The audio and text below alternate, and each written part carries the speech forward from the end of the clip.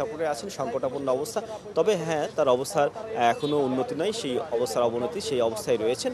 অর্থাৎ একই সাথে বেশ কিছু শারীরিক জটিলতা তৈরি হওয়ার কারণে এই অবস্থার তৈরি হয়েছে। অর্থাৎ আইসিইউতে রেখেই তার চিকিৎসা সেবা কিন্তু চলবে এবং আজকে একটি বাড়তি নিরাপত্তা নেওয়া হয়েছে এবং সেটি কিন্তু সরকারের পক্ষ থেকে আমরা দেখছি যে এই এভারকেয়ার হাসপাতালের দুই পাশে যেন বাইরের কেউ প্রবেশ করতে না পারে, একই সাথে কিন্তু নিরাপত্তা ব্যবস্থা বাড়তি পুলিশ মোতায়েন করা হয়েছে এবং ব্যারিকেড দেওয়া হয়েছে আমরা দেখছি এবং বহিরাগতরা এসে যেন এখানে জটলা তৈরি করতে না পারে সেই বিষয়টি কিন্তু এখানে খেয়াল রাখা হয়েছে।